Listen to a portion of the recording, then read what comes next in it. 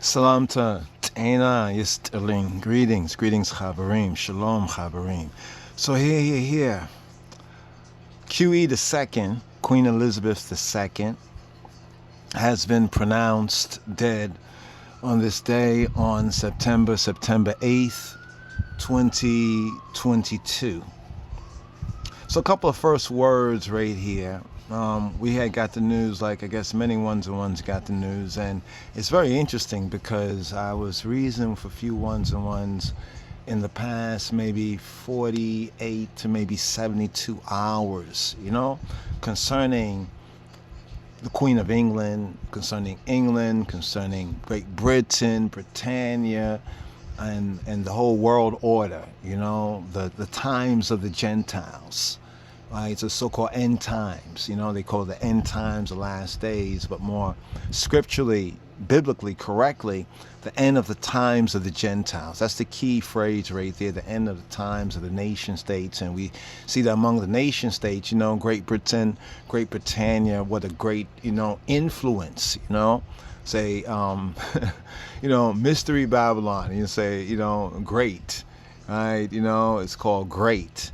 And Great Britannia, and the whole history, of the times of the Gentiles and the Anglo-American world order, the Anglo-American world system, right? Also the Anglo-European connection. A couple of years ago, there was a whole Brexit thing.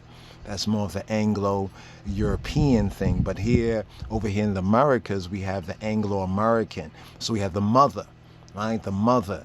England would represent, or Great Britannia, more in speaking in the true kind of historical context, Great Britannia ruling nearly 3/4 of the world. 3/4, that's like 3/4 of the world, and influencing all of the rest. And then we have QE the second, right? Now, ones and ones know, at least some of the Chabarim, some of the brothers know, some of the others don't know. But we have our own particular views based on our own research, and we put the research out there and said that, we, question whether, the Queen of England, QE the second, that we know of historically from the times. In his times, he shall shew who is the blessed, who is the only potentate, right? The King of Kings, the Lord of Lords, the conquering Lion of the tribe of Judah. So we have His Imperial Majesty, Haile Selassie the First, Kadamawi, Haile Selassie, Negusa Negese, Ethiopia, Siyume, Exeabia, Moa, Anbesa, Zaim, Negedi, Yehuda. So we see the historical, right, and reviewing the historical evidence, and then comparing the historical evidence pre-1974-75 with what we get to see as the historical evidence post-1974-75, the godless creeping coup, right, the great transgression, the rebellion against the King of Kings that occurred in Ethiopia, and that whole change of the world order, right, in 1970, say 74, but more over 1975, and from like 1976 forward to this very 2022. So that's nearly like 40-something years, right?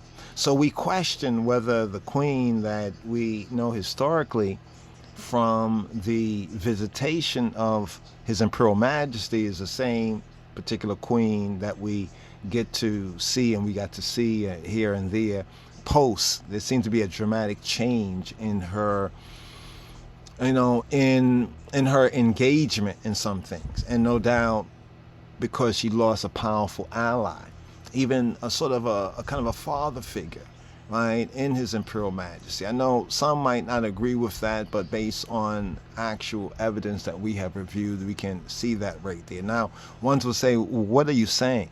Right? I think people are confusing, right, the prophecy, concerning, the quote queen, and Revelation, right, what Revelation says, and this particular woman, right? And when we say about Queen Elizabeth II, we're basically pointing in our first words here to the historical aspect. We kind of doubt, and we're going to just put this doubt on the table right there as to, this person that is called the queen. But let's just say, for the record, for the sake of argument right now, since it's just announced that she has passed or that she has died, she's been pronounced. And also what has been announced is that her son, right, formerly known as Prince Charles, right, is now King Charles III. This changes everything, brothers and sisters. Right? We're at a particular time that is likened to the mid-1970s because of the death pronouncement and the pronouncement of the passing and the death of Queen Elizabeth QE II. Now, when I say ding dong, right, ding dong, QE is dead. Right? The ding dong is because that's like the sound of a bell. A bell go ding dong. We was hearing bells over here ringing. You know, there's a couple of old, you could say, churches over here. One that goes back to, I think, 1890, the 1890s. You know, I think it's 1892 or 1896. I thought that was significant. You know, this church over here, you know, in Brooklyn and the Kings County, County of Kings over here, you know, here in the States. Right? As they say in the UK. And so we're seeing the bells ring, ring, ring, ring, ring, ring, ding, ding, ding, ding, ding. Right? So this changes everything, Everything changes. This is a significant change. There's so much that the Queen of England during her time, right, was significant for in helping to shape, you know, at least the world that we know as the world because of her being that particular figurehead. Right? So as a particular figurehead, right, we have to understand her role in being that figurehead and also being one of the longest serving monarchs, right? The UK, the United Kingdom. But also if we look around just in history sense, she did rule, at least, I'm going to say rule, but reign. See, there's a difference between rulership and reigning. I would like to reason with the brothers and sisters. I hope ones understand that there's a difference between ruling, right? Because you can rule, right? But you might not reign, or you can reign but not rule. And like His Imperial Majesty, you can both reign and rule. So she's one of the longest serving monarchs, right, to reign, right? And she's said to have died, she's pronounced, you know, dead at Balmoral, age 96, after reigning, right? Notice they don't use the term ruling. Great Britannia rules the waves. And this is all before World War II. See, World War II also changed everything for Great Britain, Britannia, and England. Right? Dramatically changed things. And also another significance of the conquering line of the tribe of Judah in the big picture. Right? Looking at the big picture. Right? But as we look at the big picture, we also need to zoom in on certain significant details. So just to share a couple of words right here, right, to the family, to the fellows, right, and also to others, you know, what's the significance? We say the significance of this is that this changes everything. This changes everything, right? But we need to also consider the biblical prophecy, right? And make sure that we are right and accurate in our interpretation of biblical prophecy, right? You know, because amongst the Rastafari, you know, we have our, how can I say, we have our moderates, you know, we have our left wing, our right wing, you know what I'm saying? We do have that as well, you know, ones who might be more extreme, right, on their point of view. Right? Because we've been seeing this on social media among certain ones, even some back and forth, where others like ourselves, right, will honor, right, the Queen of England in the sense of QE II, right, that we know from the historical testimony of His Imperial Majesty, because it seems like she had a different view within the system. Right? I'm talking about the historical Queen of England, from when she, you know, assumed the throne in 1952, right, to 1974-75.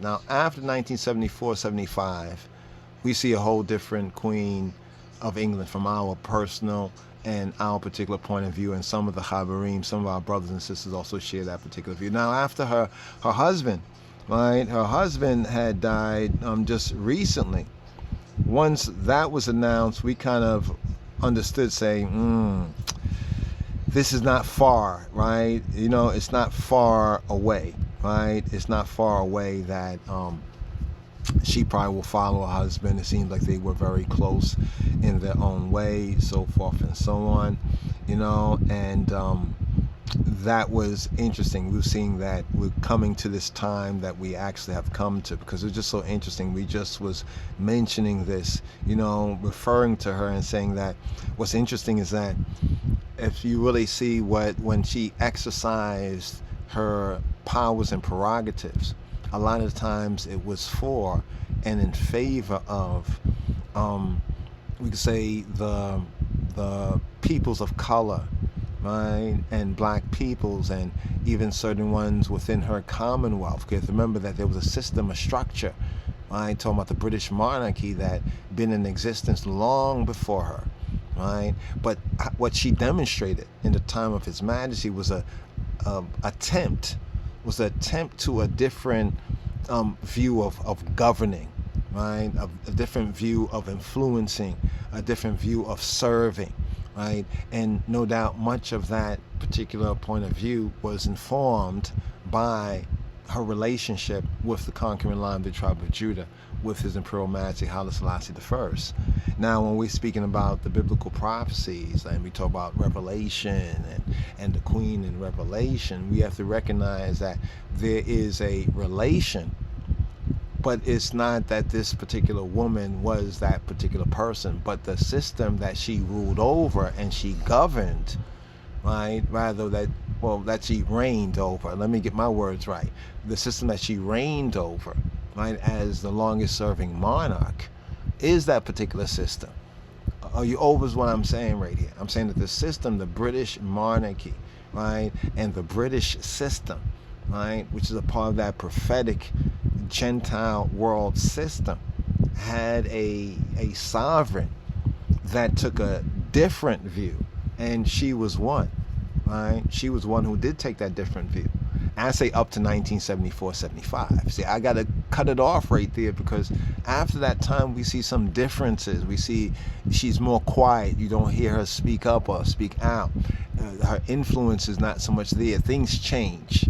Basically, things changed after, you know, we would say the disappearance of His Imperial Majesty, and later on after, you know, the bone lie, and after the alleged death of His Majesty was announced and news to the world, even though the facts, you know, of that particular situation have been clouded in rumor and hearsay and a lot of things that we still say that, you know, it was a bone lie, in spite of the attempts to make closure that certain monarchists on the Ethiopian side have attempted to do since 1992, the year of the centenary, which many of us refer to the year of the Creator's centenary, when they had the whole bone lie thing and sought to reinturn the bones, even though it was said that these bones were bones of a much larger person. If you look at the bones that they attempted, and even certain members of the Ethiopian government then also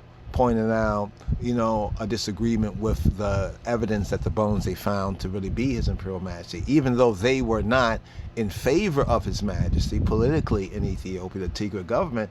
They basically also went on the record, and certain members of the family as well, but because it was like a bigger picture thing, right, to have closure, not just for the royal family, but for other, you know, Ethiopians who had lost ones and ones during the godless and creeping coup, during the great transgression, during the rebellion against the King of Kings. You know, others had lost, you know, their loved ones, and many of their bones were actually recovered. But concerning the bones that they alleged to be of His Imperial Majesty, well, we have seen credible and reliable information that basically proves that those could not have been the bones of Haile Selassie I. And therefore, to the Rastafari first proclamation, when certain things was news concerning His Imperial Majesty circa 1975, we say Jah live, children yeah, Jah live.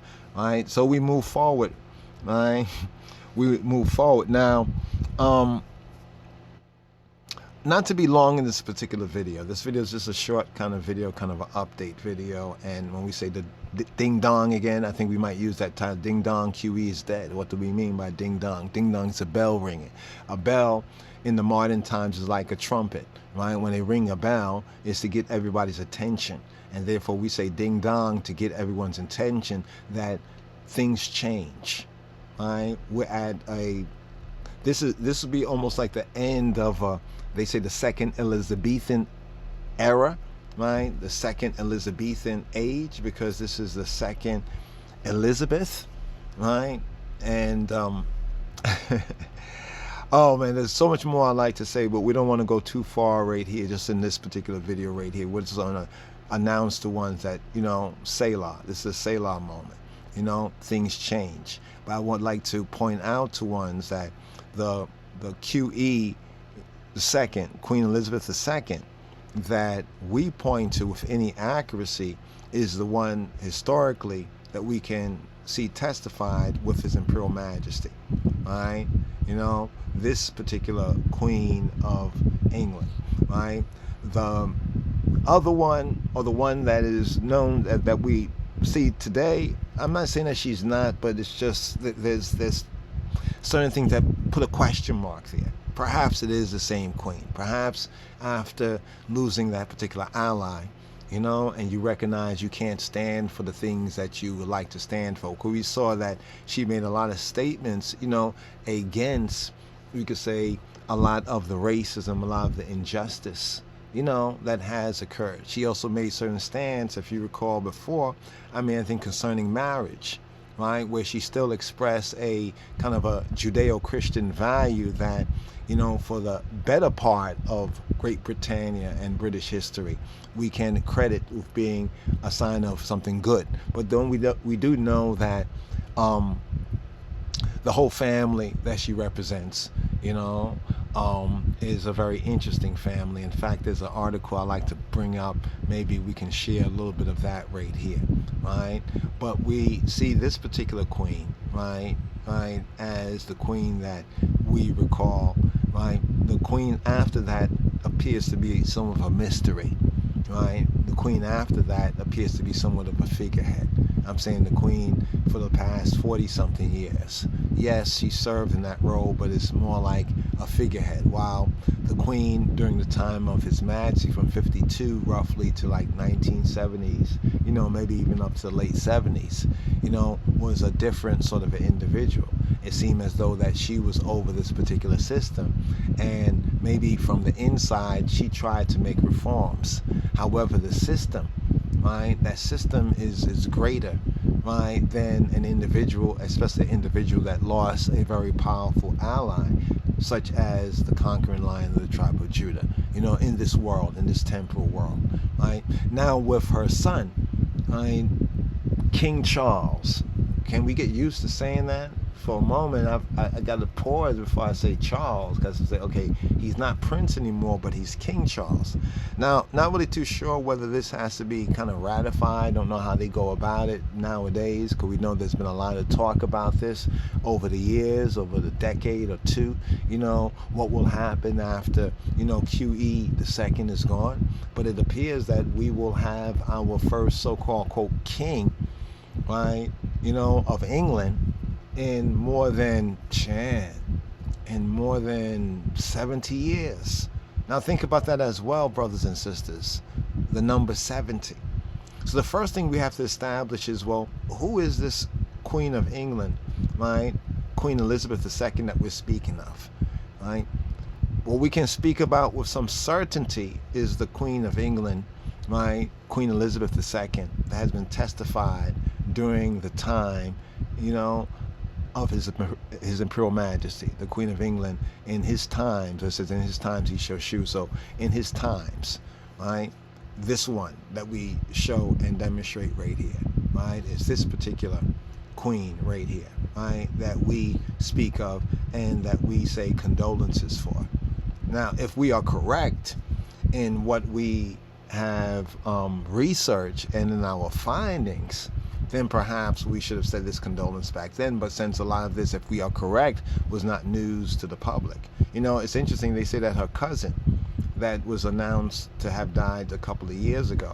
They say that she is, or she was, that both her and her cousin, if I think it was a cousin, they were, I had remember watching a documentary, and a few ones had testified that they were very much like, they look alike. They had looked alike.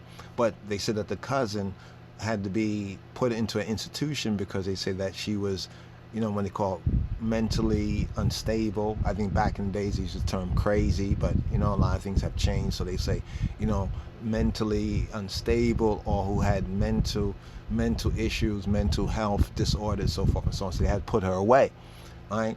But from some of the research, it seems as though the same queen that we witnessed during the time of His Majesty and what she stood for, it's like the queen became more silent. This is what we're trying to get to. During the time of His Majesty, she was more, when I say, vocal and influential, and used her monarchy, her sovereign status, right, to speak out on a lot of racial and other moral issues, right? Moral issues, right? But then after, right, 1974, 75, right, and what was rumored concerning the conquering line of the tribe of Judah, that seemed all to change. She seemed to have become more, you know, more reserved. And others in the monarchy establishment, you know, there's a whole establishment, right, that has built up over the past, you could say, 70 years, that really manages, right, that manages the monarchy brand. The monarchy is almost as a brand, right? So they kind of control the narrative, so forth and so on, right?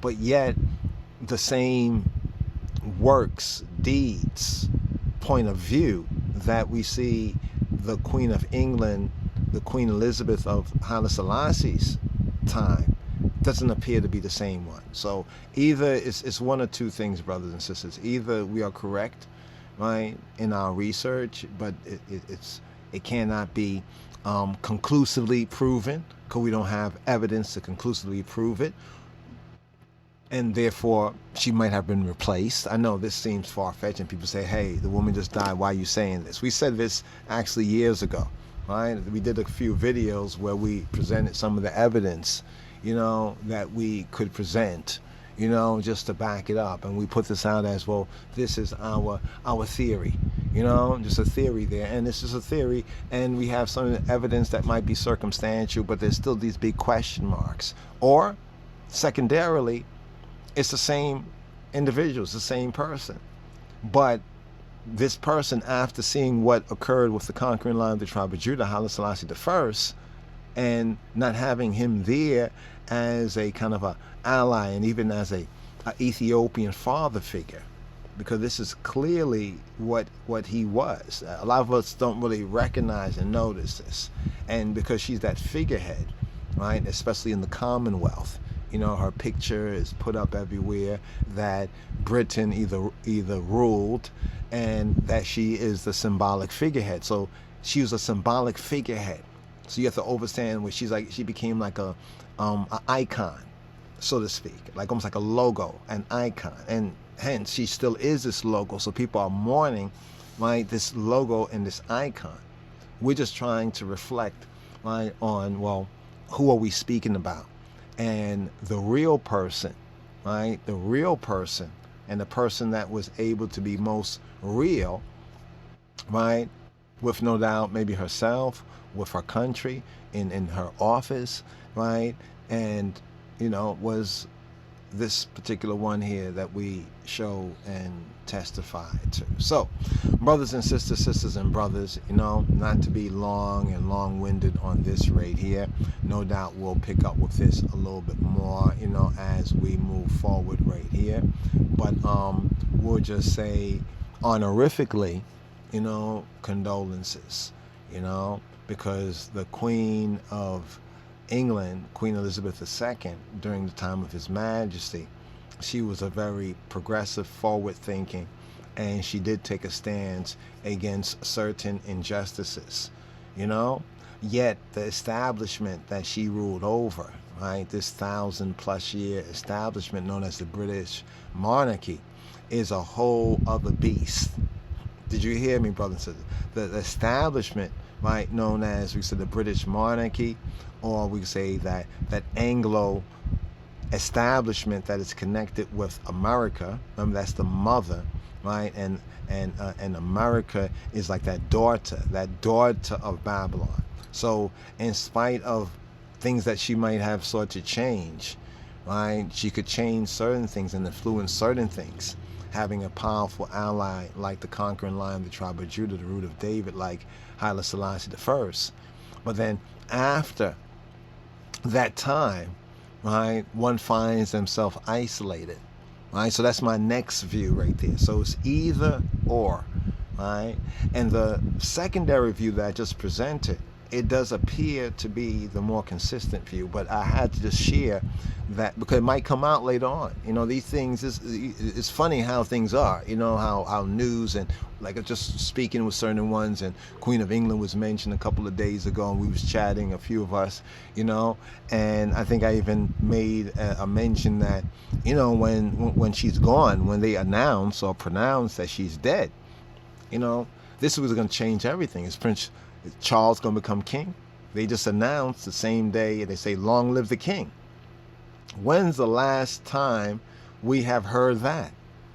Think about that, 70 years. For most of us, that's beyond our lifetime, right? So we have only been used to the system and the order of things that we were used to. But this is a seismic change here. You know, this moment that we are living in right now with this big news, because this is perhaps the big news.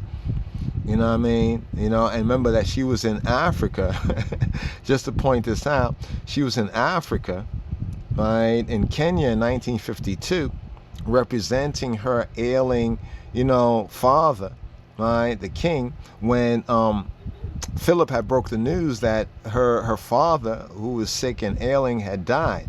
And she immediately returned to London, right, as the new queen. You know, and she said something that was interesting. She said at the time, it's recorded, that it was all a very sudden kind of taking on and making the best job you can, right? And so we look at her statements, what she said, what she is recorded to have sought to do or influence then, in those times, we say in the early days. And then as she became this aging figurehead, she just seemed to be this aging figurehead, right? She didn't really take some stances, you know, right, on certain things, right, behind the scenes or in front of the camera. But recently she did make one particular thing. I mentioned that earlier about how I think she was just upholding, you know, some of the traditional views, you know, concerning marriage, but also on the level of what they call it, feminism, right? And people say, why am I mentioning feminism, right? Well, I'm mentioning that because look at how the whole feminist movement, right, in a sense had an ally, right, in the women's rights movement, with having a queen, right, you know, on the throne of the most powerful, we say, nation in these times of the Gentiles, in these latter days times, you know, in the times of the Gentile, in times of the nation states. In times of nation states, England is still very influential. It does not have, since World War II, the power, that the direct power it has, right? But it still has the power of influence. You know, when they talk about influencer, right? So she has been a very powerful influencer, both for the British brand, the British monarchy brand, and also for women. You know, so let's note that as well. Now, we don't have any prophecies, you know, or predictions. Oh, what we're prophesizing here is that this changes everything, and the changes, no doubt, will become more dramatic as time goes on, right? Just for the fact that the prime minister, right? That I think it was the 17th prime minister that, it was a woman prime minister that was, chosen or affirmed or verified by QE the second, one of her last maybe acts, according to the record, that was done. What did she say? Long live the king. Mm. So we have a king. Isn't this very interesting? And Charles, formerly the Prince of Wales, right? Right? He had delivered a speech on behalf of his mother for the first time in May, a couple of months ago, you know? And she did reform or attempt to reform the monarchy, you know what I mean, in certain ways, right? She also attempted to influence, certain politics that had been very abusive to victimize peoples. I say people of color, especially black peoples, people in the Commonwealth. You know what I mean? And she was different, right? In that sense, definitely she was different. And in looking at especially the early days, right? Perhaps it's the same woman in the latter days, and perhaps, with His Imperial Majesty, being pronounced and announced no longer, the overt ruler of Ethiopia in 1975, that also may have affected her. And what I'm saying is, if that is the case, which it is the case, that was very dramatic on the world stage. People still don't see the significance of the events in 1975 and how the whole world order went through another change. So when we say this changes everything, that then changed everything back in 75. And now, 40-something years later, right, in 2022, this also changes everything. So I would say to ones and ones, brace yourself, for these changes. We're going to see more of this new day, especially since we have a king, King Charles III, right? So, as we say, long live the king, right? Yes, Rastafari. So here, let's do this right here. Okay, let's show this right here. This is just for the outro right here. Let's go through this just for the record right here. And you can see the head tilt and the bow right there. You can clearly see that right there. That was probably one of the last videos we touched on this, and then over here as well, she had an honor of His Majesty. And also we can see the influence, right? The influence of His Majesty on her reign and rulership, especially during the time of His Imperial Majesty, But then we notice that after that particular time, it's like the system recognized that. And the system almost, in a sense, kind of had her more silent and more as a figurehead, more as what they call like a symbolic monarch, so to speak.